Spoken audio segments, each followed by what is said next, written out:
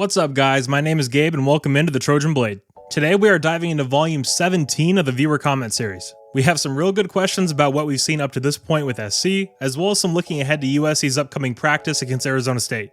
But before we do get into it today, this video is brought to you by the Trojan Blade Patreon. When you become a gold tier patron, you get access to Patreon exclusive film study videos. You also get on-screen shoutouts in every single one of my videos on YouTube, and you'll also get early access to most of my videos as well. And once we hit 100 members, I will be creating a Patreon exclusive Discord server where we can all talk some SC football. So looking forward to that. Thank you all so much for being here today, and let's get into this. Alright, so first up today we have Truth Serum 502 asking, Gabe, what are your thoughts on Keon Barrs and Anthony Lucas so far? So I think Keon has been good so far. That is the full extent of it though. He hasn't been as dominant as maybe I thought he could be, especially in that first stretch against the opponents we played. He has had good moments and for sure has been very solid.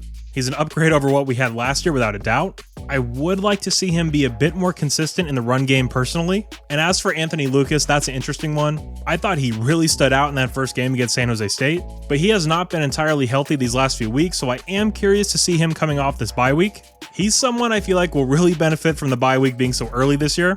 I will say though, with him, you see the physical traits. It's clear why he was such a highly rated prospect coming out of high school. Okay, next up we have Extremely Soggy asking, how do you feel about Travis Hunter not playing in the USC Colorado game? So I'm bummed out about it. I want USC to face the best players. It would have added a lot more intrigue to the matchup for sure. And I also would have liked to have seen Caleb cook him after he said he was first in the Heisman rankings over Caleb. I'm not a fan of Colorado or their braggadocious ways when they haven't won a damn thing. But to that point, I want to beat them at their best with all their star players active. So very unfortunate there, but we move on. Alright, so next up we have a few questions about wide receiver rotation. First up, John from Patreon. He asks if USC is rotating wide receivers heavily, and in the fourth quarter, Brendan Rice with 20 snaps in the game thus far, goes up against a corner with 60 snaps. That seems like that's a huge advantage. Is that the coach's thinking?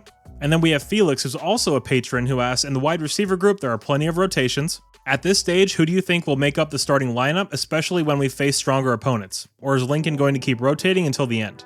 Okay, so for the first question, yes, John, that's 100% a big factor in why they rotate so much. That and the fact that we have so many guys that deserve to play. But think about it like this.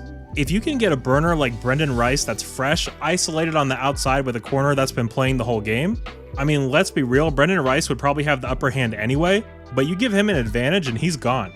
And as for your question, Felix, I do think Lincoln will rotate the entirety of the year. That's just something he does. However, I do think the first four is pretty much set with Dorian Singer, Taj Washington, Brendan Rice, and Zachariah Branch. But obviously, guys like Mario, Kyron, and Deuce will factor in as well. Alright, next up we have Walker asking, is there any way the ASU game is competitive this week?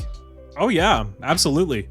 I'm sure it'll be really close for, I don't know, maybe the first 2 or 3 minutes. And no, let's be honest, that program is in shambles at the moment. First year head coach, it looked like they were going to be down to their 4th-string quarterback, but reports are that Drew Pine is practicing this week. And I think I saw they have like 7 injuries on the offensive line. I mean, my God, it's going to be rough for them.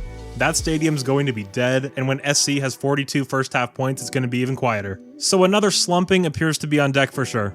Next, we have Temple Owls 100 asking, it's not a big thing, but I am curious what happened with Sam Green. We get camp reports he is shredding, and now he's the last man off the bench all of a sudden. Yeah, that's a weird one, especially when Lincoln was so direct in the spring telling us that Sam will play a big role in the SC pass rush. So to not even factor in at all when the games start to get out of hand, it's odd. I expected him to play and play a good amount early.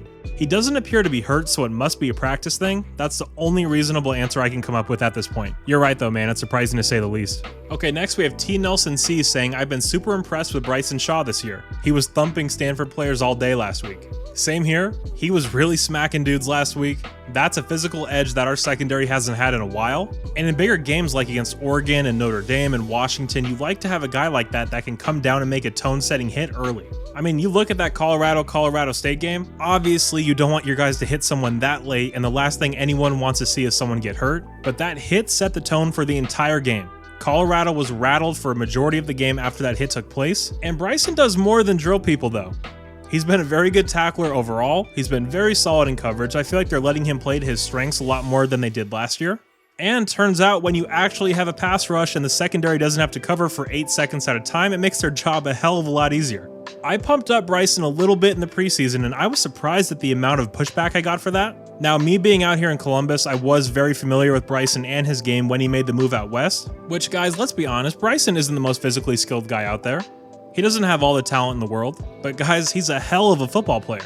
He's going to give everything out there. We've seen it time and time again, whether he's slamming into a Tulane guy, knocking him and the other guy out, or he's splitting his face open in the Utah game. I mean, this guy is just a warrior, and we know he's going to give everything out there. I think he's going to continue to have a big role in this defense going forward. Okay, next up we have my man Cristiano asking what's up with Mason Cobb and how significant is his injury? So obviously SC keeps these things very quiet, although I have heard that keeping him out of these last few games was more of a precautionary thing and that he could be good to go as soon as this week. But guys, I'm not an insider. I don't want to be an insider. That is just something I heard, so don't quote me on that. Next up, we have D. Mussoff asking what happened with Tre'Quan Fegans. With the corners showing room for improvement, I am curious why I'm not seeing him on the roster. Well, he's on the roster, he just isn't playing. I would like to point out that this is a guy that didn't play one defensive snap at Bama. Not one. Just because that's where he transferred from, it doesn't mean that automatically equates to success. I'm not suggesting that that's what you're implying here. That's just more of a feeling I've seen coming from lots of SC fans. He's gonna have to earn it. Now, to your point, I haven't been impressed with the corners either outside of Sierra Wright. So there is opportunity there to break into that group, but let's be honest, he's a complete wild card. We didn't follow him in the recruiting process. We don't know anything about him.